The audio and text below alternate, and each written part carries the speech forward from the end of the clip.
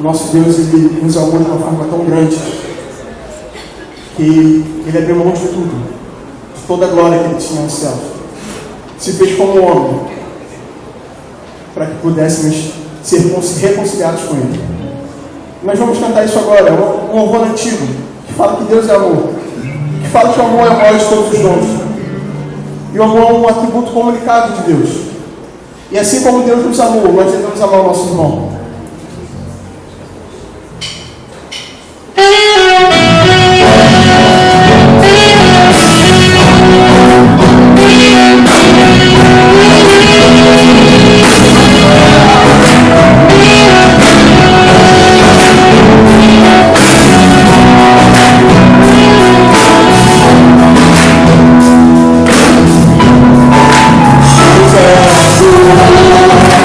Deus é amor.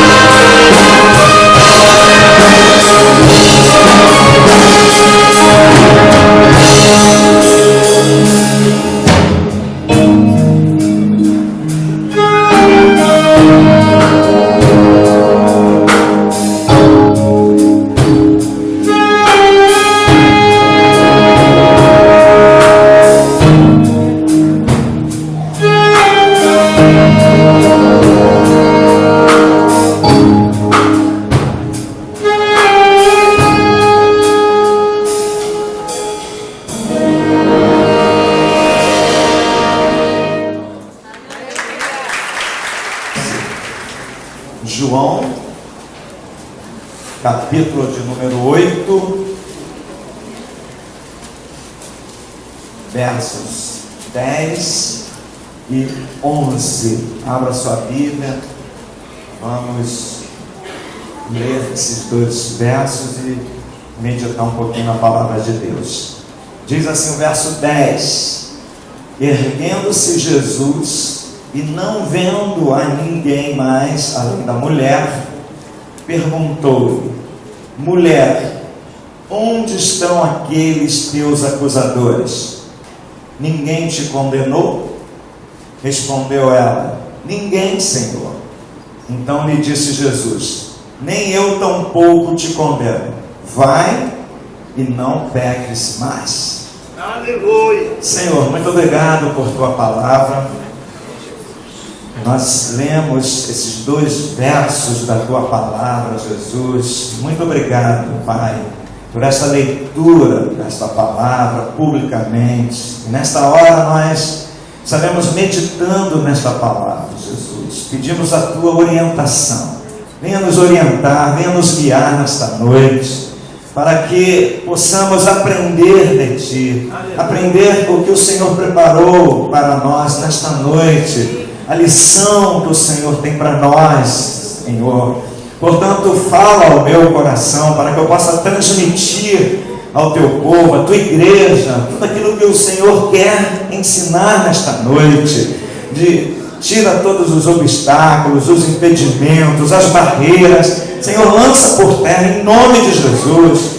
Que tenhamos um bom aprendizado nesta noite, que possamos absorver a Tua palavra em nossos corações, que sejamos como esponja, Jesus, para absorver esta palavra, Senhor, reter esta palavra em nossos corações, e assim seja exaltado e glorificado o Teu nome, porque retendo a Tua palavra, certamente iremos praticá-la. Portanto, em nome de Jesus, ajuda cada vida neste lugar, cada homem, cada mulher. Toma-nos em Tuas mãos, o jovem, o adolescente, enfim, toma, Senhor, os Teus filhos, o Teu povo neste lugar, e assim seja exaltado o Teu nome. Repreenda a ação do maligno, todos os seus planos, lança por terra, Senhor, envergonha o diabo, envergonha o nosso adversário, e para a glória do nome de Jesus, oramos agradecidos. Amém. Tome o seu lugar.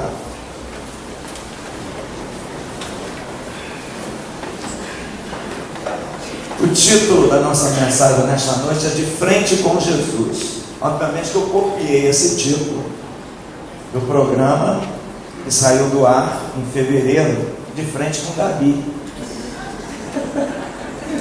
Eu copiei. É pecado copiar. Mas eu quero fazer nesta noite algumas semelhanças e algumas diferenças. Por exemplo, o programa da Gabi era um talk show, ou seja, um programa que discute assuntos, temas variados, e ele diz o seguinte: após 6 anos de ato, a atração voltou ao ar no dia 6 de junho de 2010, no horário da meia-noite, logo após o programa Silvio Santos, que ficou no ar dia 22 de fevereiro de 2015. Os convidados, vejam a característica do programa, os convidados ficavam cara a cara com Marília Gabriela, considerada a melhor entrevistadora do Brasil. O assunto variava conforme o dia e o convidado. Política, esporte, música, artes, comportamento, ciência, economia e tecnologia eram temas pertinentes discutidos na atração.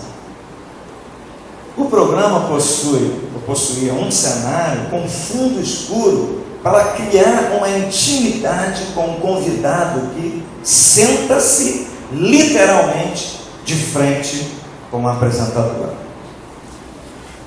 Pois bem, eu fiquei pensando, vocês observaram que os 2 versos que nós lemos desse episódio, dessa mulher adúltera, que foi conduzida até Jesus, havia uns acusadores reivindicando a aplicação da lei de Moisés, em virtude do pecado daquela mulher.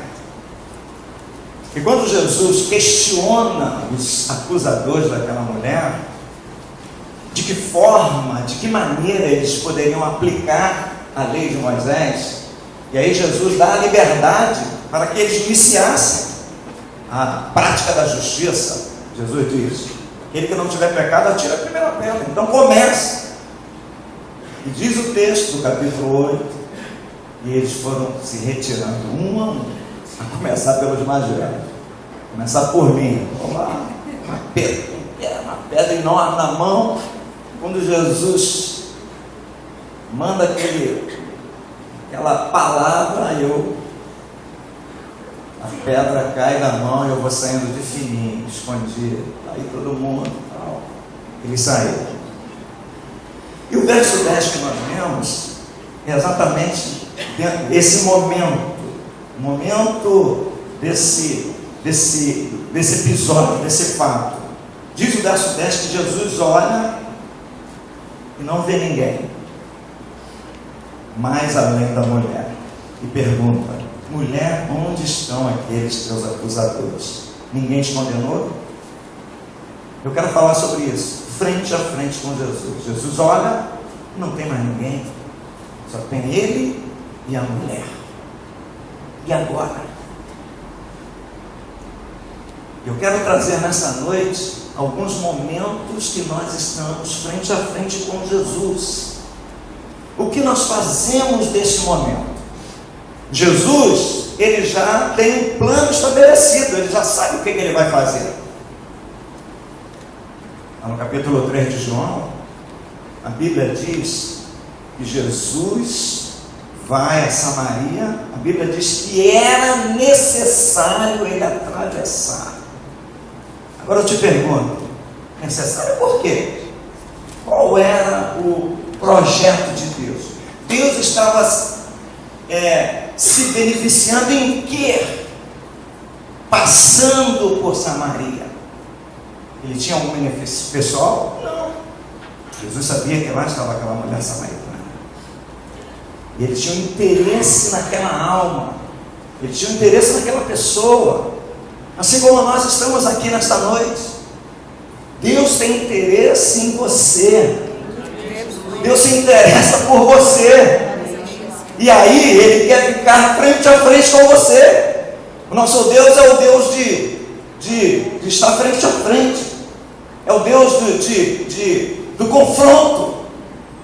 É o Deus que te chama, diz o profeta Isaías: vinde, arrazoemos, vinde, vamos conversar. Mesmo que os seus pecados sejam terríveis, eu tornarei alvos como a neve. Eu vou mudar esse quadro, mas você precisa confessar, você precisa dizer. Paulo, falando aos Romanos, capítulo de número 10, Paulo diz que eu preciso confessar com a minha boca. O Evangelho de Jesus Cristo, ele passa pela confissão. E a confissão coloca a minha disposição de resolver. Não é? A gente olha aí esses caras que são presos, políticos, todos eles. O que eles falam? Eles não sabem de nada, eles não viram nada, não conhecem o cara que deu o dinheiro, conversou com ele, tem gravado, o cara conversou, botou o dinheiro, não conhece ele não. Por quê? Porque eles não estão dispostos a confessar, eles não querem confessar. Porém, o Evangelho de Jesus Cristo passa pela confissão. Quando eu confesso o meu pecado, o meu crime, é aí que eu sou vencedor. Porque eu confessando, eu declaro que eu dependo, eu preciso de Jesus para o meu perdão. Então, de frente a frente com Jesus, essa mulher estava de frente com Jesus. E aí, diz na sequência do verso, do texto, do relato, verso 11, Jesus pergunta no verso 10, onde estão aqueles teus acusadores? Ninguém te condenou? E ela responde, ninguém, Senhor. Então Jesus disse, nem eu tampouco te condeno, vai, não peques mais. Ou seja, nesse diálogo há um reconhecimento, tanto da parte da mulher, que tinha pecado, porque em hipótese alguma, em momento algum, ela tenta se defender, ela tenta se justificar, que errou, e normalmente, como nós fazemos às vezes, tentamos nos justificar, tentamos amenizar a nossa falta, o nosso erro, porém ela está de frente com Jesus, e ela aproveita essa oportunidade, e ela talvez esperasse, aguardasse da parte de Jesus uma posição, uma postura semelhante aos seus acusadores. Porém, Jesus alivia a dor daquela mulher. Porém, Jesus alivia a angústia da sua alma, porque o pecado, ele nos angustia. O pecado é uma doença. O pecado nos afasta de Deus. O pecado destrói a nossa família, destrói relacionamentos em virtude do pecado. E aí, mulher aproveita a oportunidade. Mas eu quero relatar alguns personagens, algumas situações de pessoas que ficaram frente a frente com Jesus. E como elas se portaram, como essas pessoas se posicionaram. O primeiro relato que eu quero trazer aos irmãos é sobre Nicodemos, no capítulo 3, que ele ficou frente a frente com Jesus.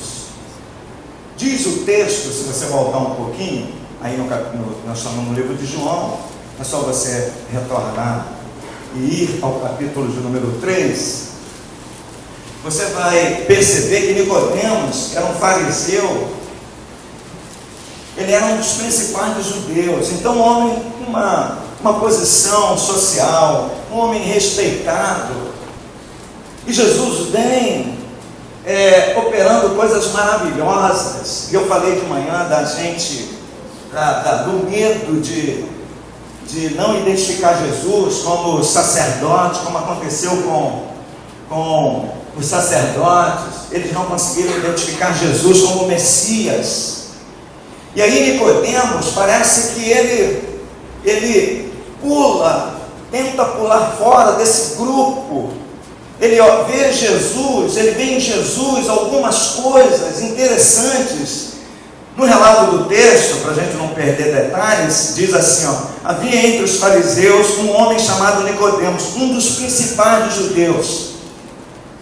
Este de noite foi ter com Jesus e lhe disse: Rabi, sabemos que és mestre, vindo da parte de Deus, porque ninguém pode fazer estes sinais que tu fazes, se Deus não estiver com ele. Então Nicodemos, nesse início de fala do seu diálogo, ele reconhece que Jesus é diferente, que é um diferencial em Jesus, que ele vem de Deus, que esses milagres, aquelas coisas maravilhosas que estavam acontecendo, beneficiando o povo, que talvez o seu grupo, normalmente nós fazemos parte de um grupo, de um sistema, em que o povo, os necessitados, eles são deixados de lado. Não é isso? Estou falando bobagem? Não é? E às vezes nós estamos inseridos nesse grupo, nós somos impotentes até a fazer alguma coisa, e às vezes com ações voluntárias, pontuais, independentes, nós tentamos ajudar, tentamos mudar alguma coisa. Eu penso que Nicodemos era um desse tipo. Ele via o sofrimento, via a angústia do seu povo, as necessidades não somente as necessidades espirituais, mas as necessidades materiais, físicas, emocionais. Mas ninguém fazia nada, e de repente Jesus vem pregando, vem anunciando as boas novas, vem anunciando a cura, a libertação do oprimido, a salvação, a libertação daquele que está endemoniado, cura de enfermos. Jesus vem operando coisas maravilhosas, e isso desperta a atenção de Nicodemos. Talvez esse momento provocasse um avivamento na vida dele. É assim que acontece. Talvez hoje ou em algum momento, quando você vem à escola dominical, para sair de casa é difícil às vezes. Você tem que romper guilhões, cadeias, derrubar barreiras para sair de casa para vir à igreja. Você chega aqui todo cheio de remela, mas cabelo todo, roupa, pior roupa toda amassada, não é? Eu até entendo alguns casos, e eu fico pensando assim, algum tempo atrás, alguns anos atrás, eu não entendia não, eu já dava ele já chegou morto, eu acabava de matar, entendeu? Mas agora eu entendo, graças a Deus. É tão difícil romper isso, é tão difícil você vencer a si mesmo, vencer o seu desânimo, o seu cansaço, a sua preguiça, esse tipo de vidinha que Você está acostumado, aí você consegue vencer. Aí vem para a igreja, aí chega aqui, Deus começa a usar as pessoas. Aí na escola dominical o professor fala, aí ministra a palavra ao teu coração, e a palavra é vida.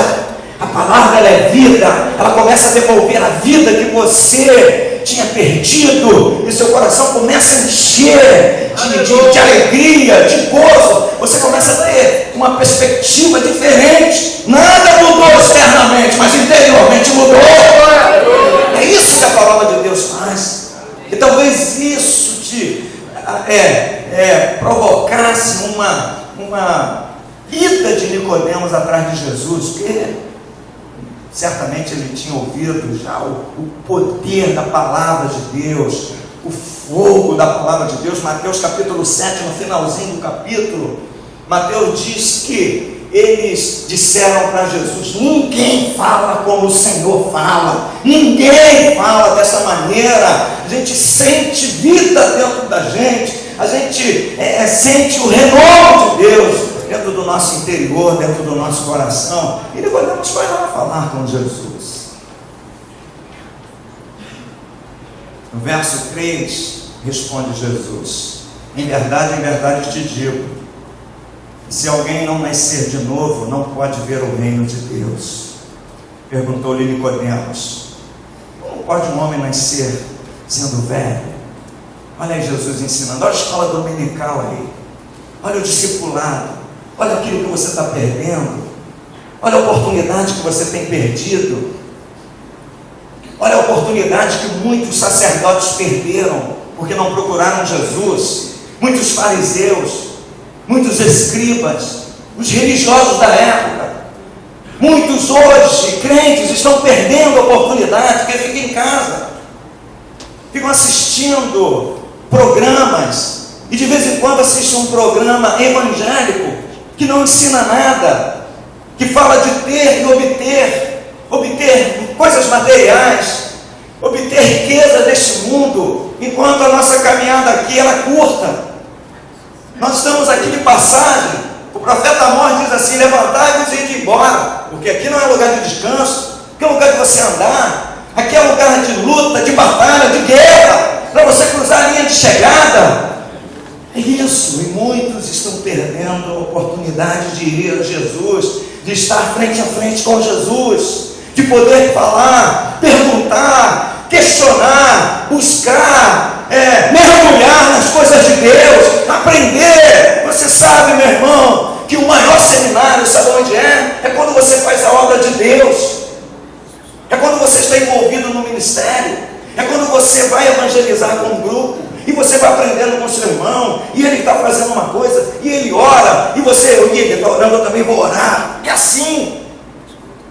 Quando você faz parte do ministério, da orquestra, do louvor, da oração, da escola dominical, é nesta hora que nós estamos envolvidos, estamos de frente com Deus. Aí ele começa a falar, porque aí eu sinto a necessidade de aprender. Aleluia. Eu estive com um irmão na quarta-feira, né, Lívia? Hugo, a Lívia estava comigo, e ele estava falando, ele estava tão eufórico, ele é lá da Tijuca, e ele estava falando: pastor, caramba, me chamaram para ser professor da escola dominical, e eu falei: eu não tenho condições, eu não tenho conhecimento, não tenho jeito. Mas aí o líder que me chamou disse assim: mas é Deus que vai te capacitar, ninguém tem jeito, ninguém nasce sabendo, Deus vai te capacitar. E ele começou a trabalhar, começou a ler a Bíblia, e começou a pesquisar, e começou, aí o líder falou assim: olha, você vai dar aula por um mês. E ele ficou trêmulo, ele ficou nervoso, e ele suava, ele não dormiu algumas noites, mas ele foi dar aula. E ele pesquisou, e ele falou: meu Deus, quantas coisas eu estava perdendo, porque eu não estudava, não buscava, e agora eu estou doido para ele me chamar de novo para dar aula. Olha só que coisa linda. E ele me ensinou um monte de coisas. Eu falei, continua. Ele falou, não, senhor, que eu falei, não, rapaz, eu estou aprendendo com você. Que coisa maravilhosa. Meu coração estava ardendo, porque ele estava me abençoando com a palavra de Deus. Entende, irmãos? É assim. Frente a frente com Jesus, vai ter com Jesus. Nicodemos foi ter com Jesus, e ele descobriu que ele tinha que nascer de novo. Quantos crentes ainda não descobriram isso? Que precisam nascer de novo. Nicodemos falou, como? Um homem velho voltar ao ventre da mãe?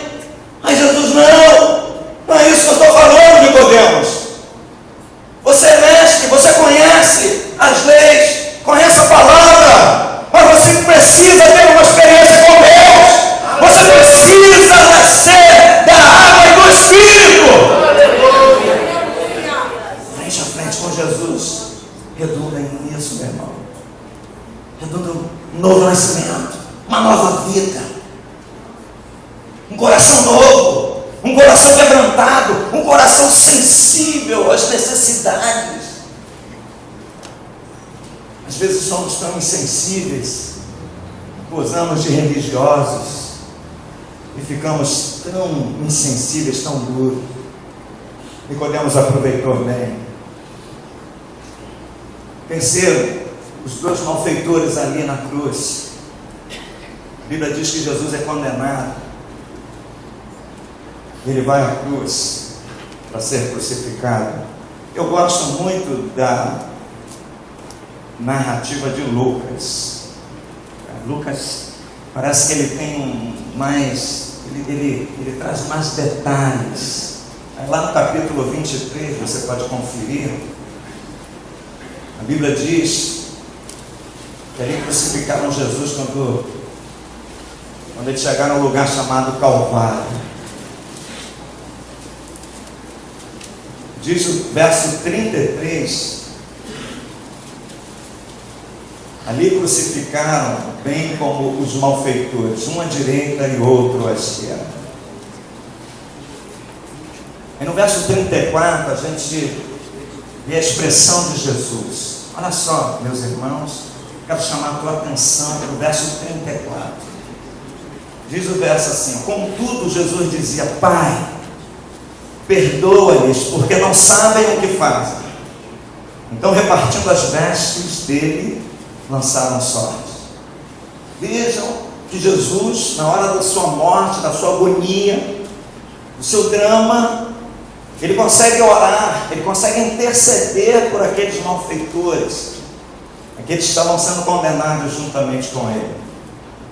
Agora eu quero pular aqui para o verso 39, que diz assim: um dos malfeitores crucificados blasfemava contra ele, dizendo, não és tu o Cristo? Salva-te a ti mesmo e a nós também. Respondendo-lhe, porém, o outro repreendeu-o, dizendo, nem ao menos temes a Deus, estando sob igual sentença?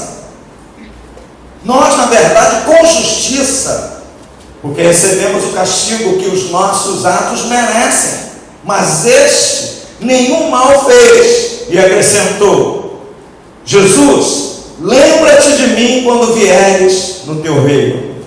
Jesus lhe respondeu, em verdade te digo que hoje estarás comigo no paraíso. Dois homens ao lado de Jesus, um à direita e outro à esquerda, dois caminhos diferentes. Um aproveita a situação, o outro deixa passar. A situação que era de vida ou morte. Eles estavam ali condenados à morte. Era o último momento, era o último cartucho, a última oportunidade na vida deles. E diz o texto que um aproveita bem. Ele tem essa percepção que aqueles minutos são derradeiros, são os minutos finais, e aí ele clama, lembra-te de mim, quando vieres no teu reino, lembra-te de mim, Senhor. É nesse momento, irmãos, que a gente percebe as oportunidades, os homens que aproveitam as oportunidades, os homens sábios, as pessoas sábias, as pessoas que enxergam e elas têm essa percepção da oportunidade do momento. É hora de abraçar, é hora de segurar, ainda que a circunstância seja uma circunstância totalmente adversa. É hora da morte, é hora da dor física, que ali a cruz impingia sobre eles. Não é fácil o tipo de crucificação, muita dor, mas aquele homem aproveita a oportunidade, na hora da angústia, na hora da contrariedade. E aí, qual a aplicação que podemos trazer para o nosso tempo? Que tipo de aplicação? Às vezes, na hora da tua angústia, na hora do teu momento mais difícil, você tem uma oportunidade. Deus está te dando oportunidade, e você às vezes despreza, abandona. É hora de você abraçar, segurar a oportunidade. Esse sofrimento é grande, mas e aí? Vai abandonar? Vai chutar? Vai ficar dizendo: Senhor, eu estou aqui sofrendo, salva-me.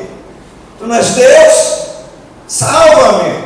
Ou você vai abraçar a causa, vai abraçar a oportunidade e continuar lutando? Não sei por quanto tempo você vai sofrer. Haverá um sofrimento para a sua vida, para a minha vida, eu não sei. Porém, eu quero aproveitar a oportunidade. Sofrendo ou não, circunstâncias contrárias, eu quero abraçar a oportunidade. Eu não quero chutar o balde. Eu não quero ficar reivindicando de Deus uma solução para o meu drama, o meu problema.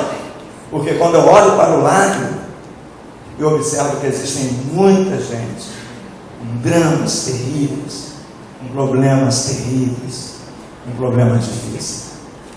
Aquele ladrão número 1 aproveitou bem a oportunidade. E você? É hora de você refletir. Está sofrendo? Está doendo? Está na cruz? Está sendo crucificado? Está sendo massacrado?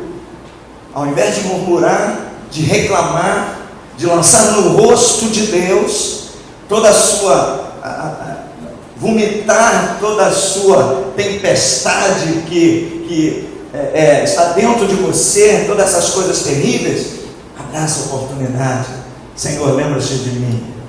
Eu quero, eu vou lutar, eu vou agarrar essa oportunidade.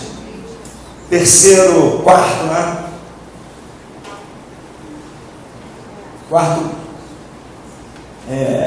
exemplo que eu quero dar.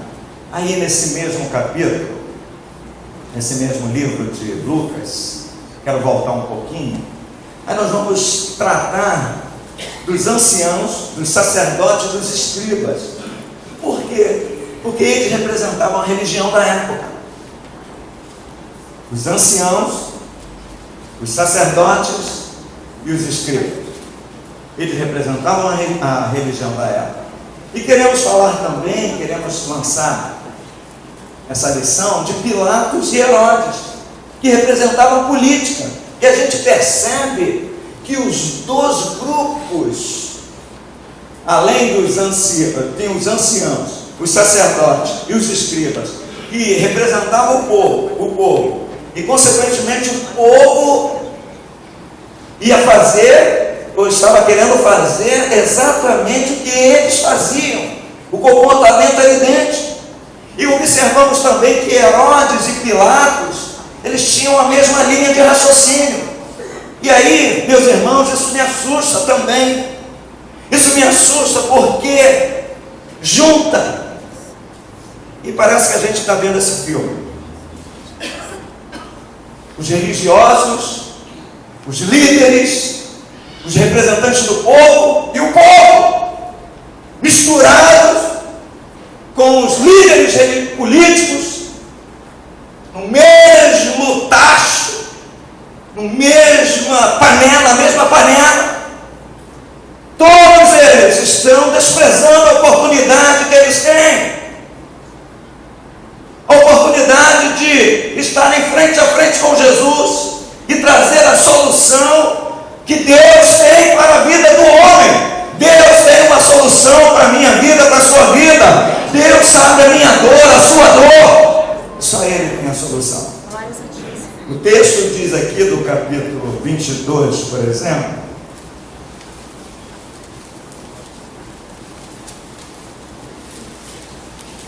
ele diz aqui, olha só.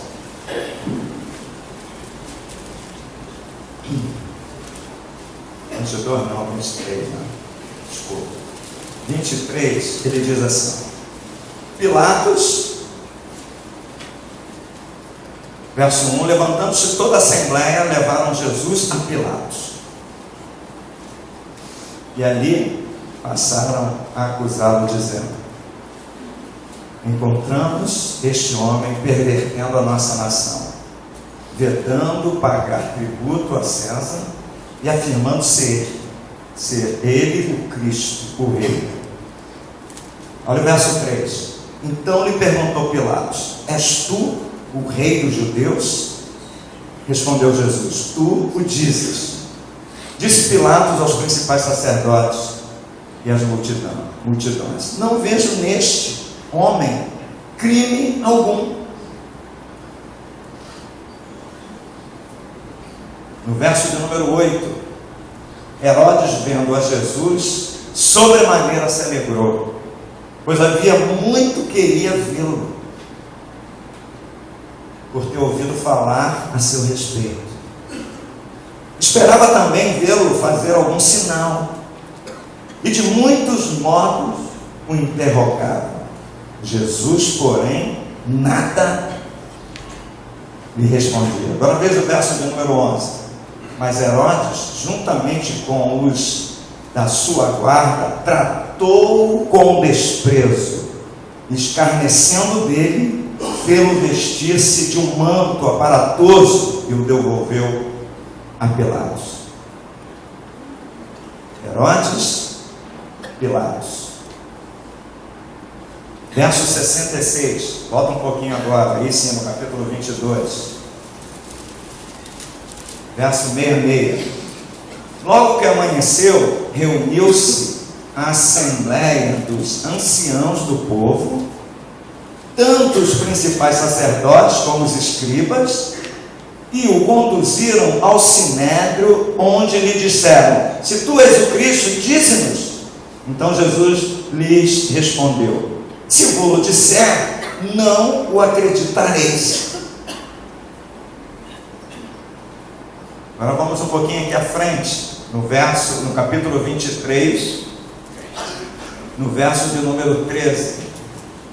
Então, reunindo Pilatos, os principais sacerdotes, olha aí a tropa, as autoridades e o povo, disse-lhes: apresentastes-me este homem como agitador do povo, mas tendo-o interrogado na vossa presença, nada verifiquei contra ele dos crimes de que o acusaste, nem tampouco Herodes, pois tornou a enviar.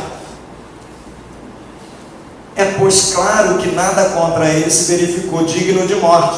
Portanto, após castigá-lo, soltá-lo-ei. E era-lhe forçoso soltar-lhes um detento por ocasião da festa. Agora veja o verso 18. Toda a multidão, porém, gritava: fora com este, solta-nos Barrabás. Barrabás estava no cárcere por causa de uma sedição na cidade, também por homicídio. Desejando Pilatos soltar a Jesus, insistiu ainda. Eles, porém, mais gritavam: crucifica-o, crucifica-o. Então, pela terceira vez, lhes perguntou: que mal fez este? De fato, nada achei contra ele para condená-lo à morte.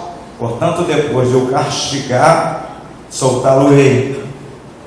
Mas eles instavam com grandes gritos, pedindo que fosse crucificado, e o seu clamor prevaleceu. Então Pilatos decidiu atender-lhes o pedido.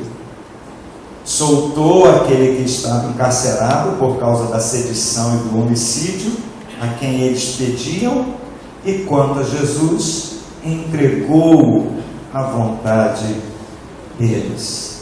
Vejam, irmãos queridos, quantos momentos alguns homens têm, quantas oportunidades que surgem, que aparecem, e muitos desprezam, muitos abandonam, abrem mão, são guiados por ideias, lavam as mãos, não se envolvem. Pilatos está aqui posando de bonzinho, mas na realidade ele não tinha bondade nenhuma, era uma encenação, era um jogo, porque ele desejava que Jesus fosse crucificado. Jesus era uma ameaça para o Império Romano, tanto para Pilatos quanto para Herodes. Eles imaginavam que Jesus tinha um pensamento terreno, como tem muitos crentes que são assim. Eles têm os seus pensamentos terrenos, apenas deste mundo, e Paulo nos alerta sobre isso, dizendo: olha, se o vosso desejo, se a vossa vontade é somente para este mundo, vocês são miseráveis. Nós precisamos andar neste mundo, viver neste mundo, diz Paulo, como se não fôssemos dele. Nós precisamos reinar sobre essas obras, mas em hipótese alguma permitir que elas reinem sobre nós. Eles pensavam que Jesus estava preocupado com o reino terreno, mas Jesus é Rei dos Reis, Senhor dos Senhores. Aleluia! E aí, meus irmãos, com todo aquele grupo articulado, político, com os religiosos da época, eles influenciavam o povo, eles jogavam, e aí o povo começa a gritar: crucifica Jesus. A grande oportunidade que eles tiveram, e mais, os judeus foram mais além. Eles disseram que o sangue dele caia sobre nós, que o sangue deste justo caia sobre nós. São oportunidades que às vezes temos e não aproveitamos. Estamos frente a frente com Deus. Você tem estado frente a frente com Deus no seu dia a dia, na igreja, ouvindo a palavra de Deus, ouvindo as mensagens, as pregações, os ensinos na escola dominical, e às vezes você não toma a decisão adequada, deixa-se levar por grupos, por ideias, por conceitos, por filosofias. E aí Paulo fala aos Colossenses que essas filosofias, elas são vãs, elas não têm sustentação, elas não sustentam você, não sustentam a sua vida. O que nos sustenta, meus irmãos, é o Senhor, é a sua palavra que é poderosa, ela que nos sustenta a cada dia, a cada manhã. Deus tem nos sustentado. O que você tem feito dessas oportunidades, quando você está frente a frente com Jesus? E para finalizar, Jesus se deparou com dois momentos, numa situação em que o inimigo não se via, ele não via o inimigo. Era o inimigo oculto. E aí a gente percebe nesses encontros, nesses momentos de frente a frente, a gente percebe a reação de Jesus. Quando Jesus encontra-se com a mulher que tinha adulterado, Jesus tem misericórdia dela. Jesus diz para ela: vai, não peques mais. Quando Jesus se encontra com Nicodemos, Jesus ensina a Nicodemos que ele deve nascer de novo. Mas quando Jesus se encontra com Pilatos e com Herodes, ele se silencia. Ele não fala determinadas coisas. Ele realiza o que a palavra, o apóstolo Pedro fala: não dá pérolas aos porcos. Eles não sabem valorizar. Porco não valoriza pérolas. E quando Jesus se depara no capítulo 4 de Mateus com o diabo, com Satanás, o trato de Jesus é diferente. E aí ele vence. Nesse encontro, não é um encontro de entrevista, não é um encontro de intimidade, mas é um encontro de embate. É uma luta de titãs. É uma luta em que há um vencedor, há somente um vencedor. E é nessa batalha, meu irmão, que Jesus demonstra que há nesse mundo espiritual potestades, que há nesse mundo espiritual os inimigos que estão pelejando, estão lutando para destruir a minha, a sua vida, e Ele está lutando por nós. Deus está sempre lutando por nós. No episódio do deserto, Jesus mostra que essa batalha, ela é constante. Aquele momento foi apenas um exemplo de que é uma guerra constante. Há uma guerra do Filho de Deus contra o filho das trevas, contra o diabo. Mas aí há um vencedor. Vamos lá para o texto. E o vencedor é só um. É um jogo em que você já sabe quem vai vencer. É um jogo em que o adversário, ele tem uma aparência de forte, mas ele é fraco. Ele não consegue suportar a pressão e o poder de Jesus Cristo. Diz o capítulo 4, verso 1, que Jesus foi levado pelo Espírito ao deserto. Então foi conduzido. Não foi o diabo que o chamou, vem para a luta. Não, era uma luta com conhecimento, é uma luta esperada, é uma luta já marcada, é a luta diária.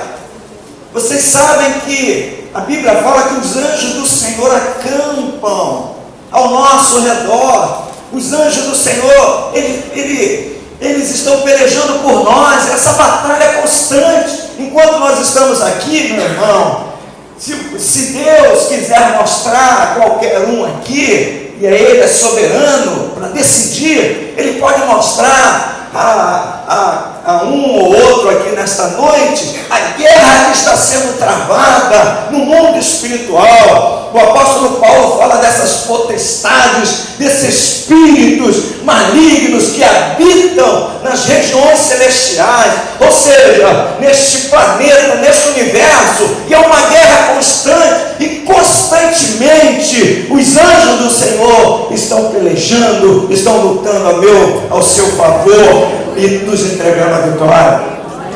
E aqui no capítulo 4, exemplificar, o Espírito Santo conduz Jesus ao deserto, depois de Jesus ter jejuado por 40 dias, e aí ele tem fome, e aí ele, como homem, ele tem fome, ele precisa alimentar o seu corpo, há essa necessidade fisiológica, ele precisa se alimentar, mas ele não está preso à sua carne, ele não está preso ao seu físico, o Espírito dentro do seu coração, o Espírito Santo de Deus. Esse Espírito é maior, é mais forte, ele está sendo alimentado. E aí, é nesta hora que Jesus suplanta Satanás, e aí não tem diálogo, não tem conversa. Ele diz assim, o verso 3, então o tentador, aproximando-se, lhe disse: se és filho de Deus, manda que estas pedras se transformem em pães.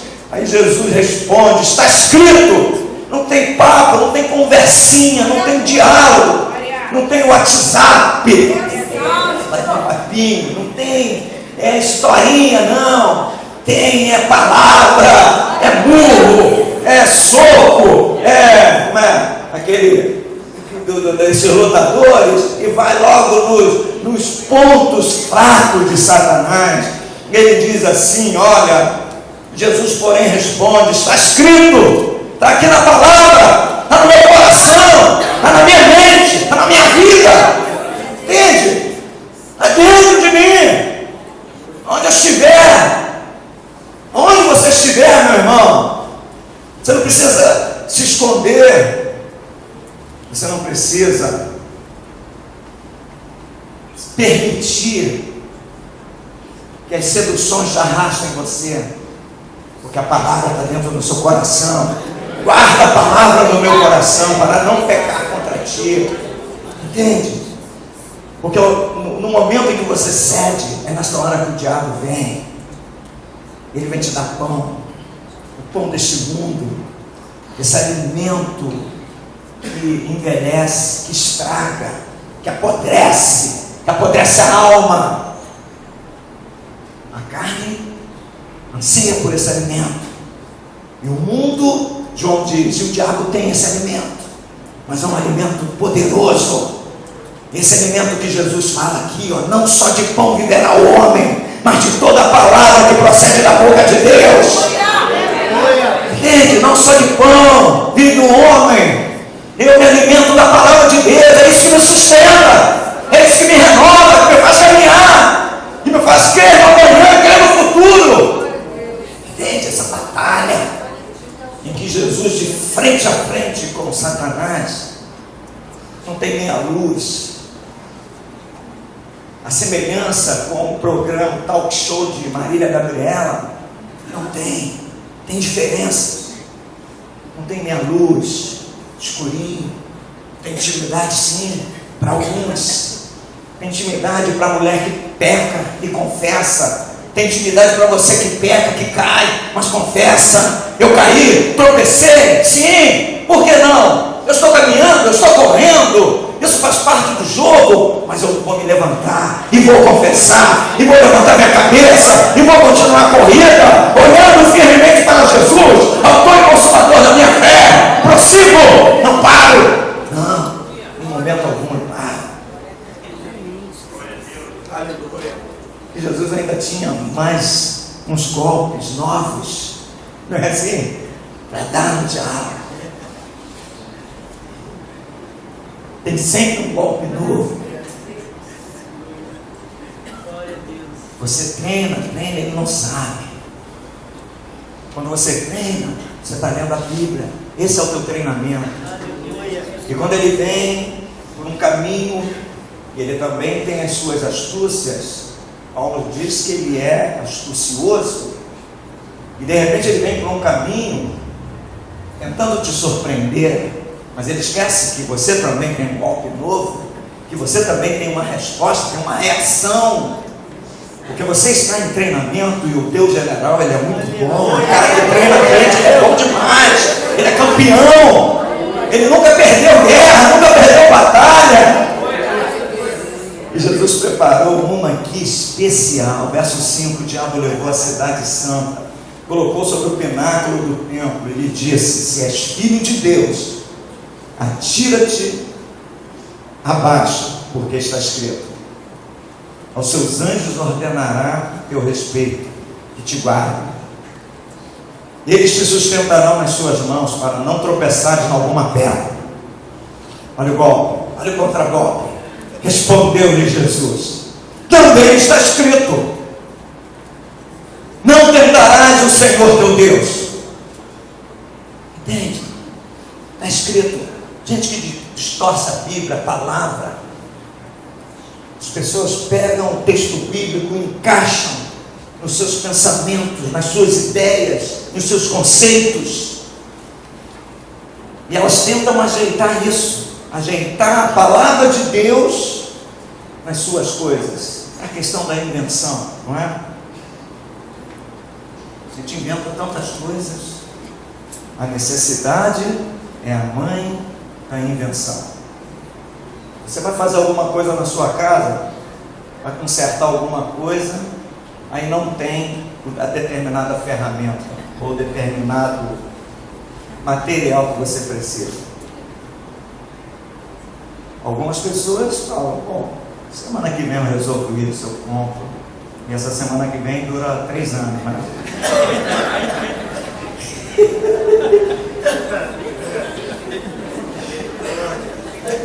Aqui não tem ninguém assim.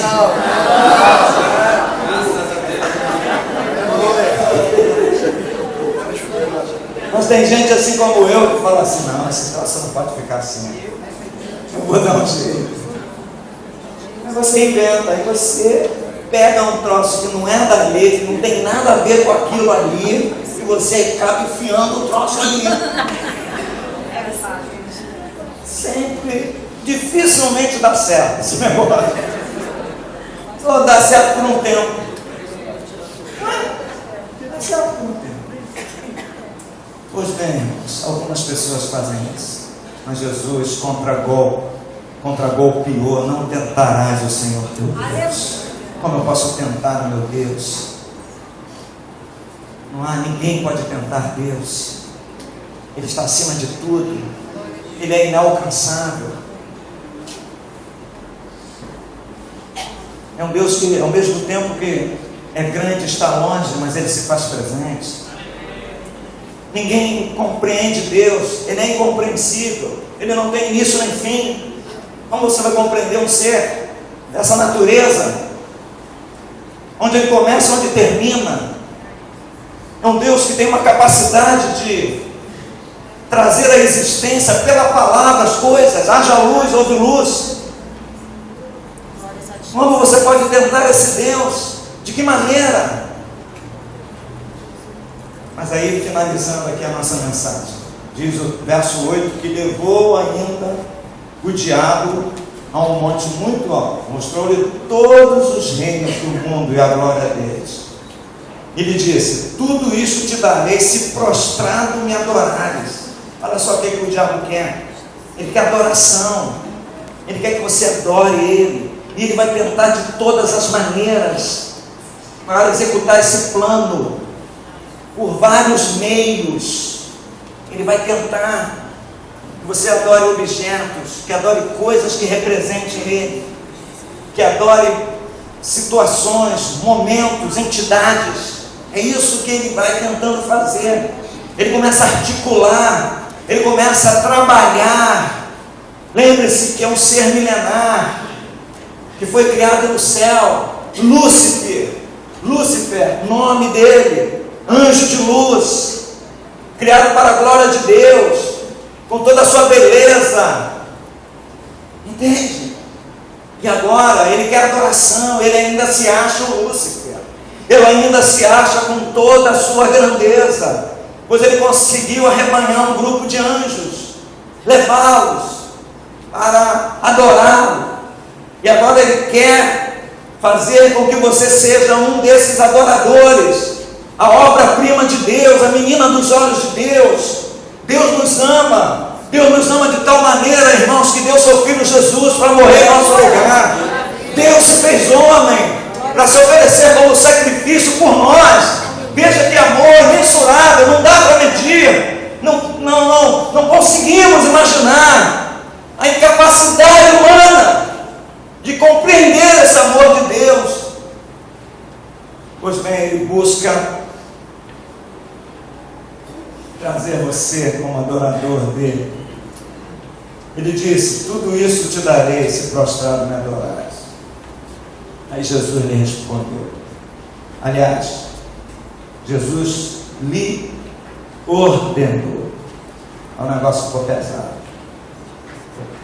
terrível.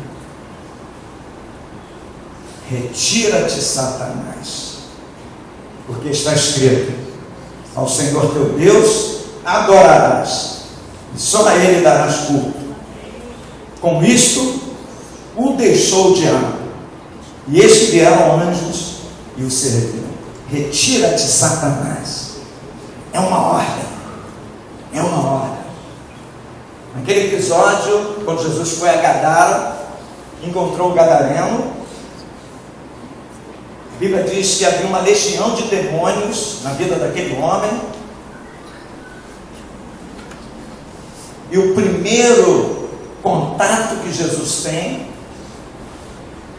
aquele demônio responde: deixa-nos entrar nos porcos. Jesus, a Bíblia diz que Jesus permite. Ou seja, eles estão debaixo da ordem de Deus. Eles estão debaixo da direção de Deus. Deus é quem controla esse universo. Eles estão agindo por um tempo. Meu irmão, minha irmã, não se desespere. Não se desiluda. Há um tempo. O diabo já está condenado. Aleluia, Jesus. Nos países, nos estados que tem pena de morte, né? Como procede o processo jurídico? O camarada é condenado, mas ele é morto logo no outro dia. Condenado a morrer amanhã. Não. Demora 10 anos. Mas já está condenado à morte. Vimos aí os 2 brasileiros. Estavam condenados não sei quanto tempo. Mas demorou para que eles fossem mortos. O diabo já está condenado. O seu tempo, ele sabe o seu tempo. Então ele está desesperado por ele estar solto. Ele está tentando arrebanhar pessoas. E talvez você seja o alvo dele. Cuidado! Você só tem uma saída. Está debaixo do sangue de Jesus. É a única forma para detê-lo. É ele olhar para você e vê-lo debaixo do sangue de Jesus. E aí, ele não tem como tocar na sua vida. Aleluia. Ele não tem como mexer em você. Vamos ficar em pé em nome de Jesus. Feche os seus olhos agora. Agora é uma hora de terrível. Um momento de batalha. Feche os seus olhos. Coloca a mão no teu coração. Tantas coisas foram faladas, nem eu mesmo sei o que eu falei. Umas coisas que eu anotei aqui eu falei, outras eu não falei. E outras que eu não anotei falei, eu nem sei, meu irmão. Mas eu sei que Deus falou com o meu coração. Eu quero repassar isso para você. Sabe o que Deus está falando no meu coração? Ele está dizendo o seguinte: esse momento que eu estou refletindo, eu tenho aproveitado o tempo, esse encontro que eu tenho tido com Deus. O que eu tenho feito desse frente a frente com Jesus? Frente a frente com Jesus.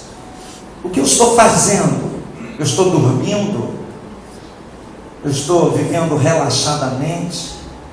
Eu estou ignorando Jesus? A Bíblia diz que quando Jesus foi à casa de Marta e Maria, Marta estava lá na cozinha, trabalhando, fazendo coisas para Jesus. Tem horas que não é para fazer nada para Jesus. Tem horas que Jesus que tem que fazer por você. Maria estava aos pés de Jesus, ou seja, Jesus estava fazendo para ela. Você tem tido essa percepção, esse momento de, poxa, não é hora de eu fazer, é hora de eu ouvir. Eu tenho que ouvir, eu tenho que receber. Uma reflexão. Sai do teu lugar, vem aqui. Quero orar com você nesta noite, para quem sabe você sair daqui com o seu coração sensível, desejoso de aproveitar a oportunidade, não permitir mais que as chances passem, que as oportunidades passem a largo, que você não consegue agarrar, quando você vê já passou. Sai do teu lugar, vem aqui rápido, em nome de Jesus. E para você que está aqui, a oportunidade que você tem de entregar a sua vida a Jesus, não entregou ainda?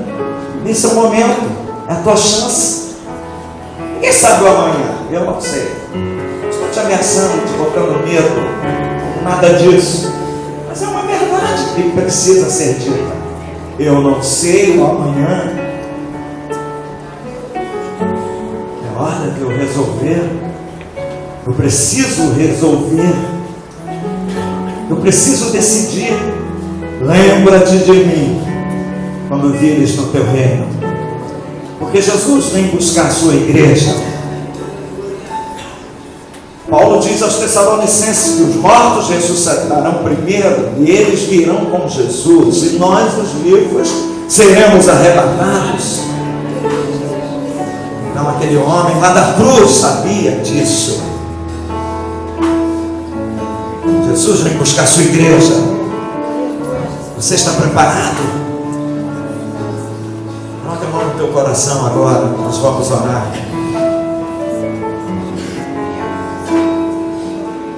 A igreja de olhos fechados, por favor, com as mãos estendidas, nessa luta, nessa batalha, nessa guerra espiritual, nesse momento decisivo, momento em que todos se unem por um só propósito. É hora da verdade, é hora da intimidade. Pai, em nome de Jesus, os diáconos impondo as mãos, toma cada vida aqui em tuas mãos, cada coração, cada homem, cada mulher, toma em tuas mãos, Senhor. Pai, o Senhor conhece cada coração, o Senhor conhece cada necessidade, o Senhor conhece cada luta, cada batalha que é travada, Jesus. Assim como aquela mulher do capítulo 8, que foi, Senhor, surpreendida em adultério. Ela esteve frente a frente com o Senhor, e certamente ela estava envergonhada diante de Deus, seu coração quebrantado e abatido, porém ela recebeu misericórdia. Assim nós estamos aqui, Jesus. Eu não conheço as vidas que estão aqui, mas o Senhor conhece o interior de cada um. Quem sabe muitos estão aqui envergonhados, muitos estão aqui aflitos, abatidos, porém o Senhor tem misericórdia de você, meu irmão. O Senhor tem misericórdia de você, minha irmã. Onde estão os teus acusadores? Jesus não é o nosso acusador. O nosso acusador chama-se diabo, Satanás. Ele que nos acusa dia e noite, diz Apocalipse capítulo de número 5. Mas Jesus te recebe por misericórdia. Ele passa o sangue dele na tua vida, do alto da cabeça aos pés. Você está sendo purificado agora, limpo, lavado no sangue de Jesus, no sangue puro, no sangue carmesim. Aleluia! Sangue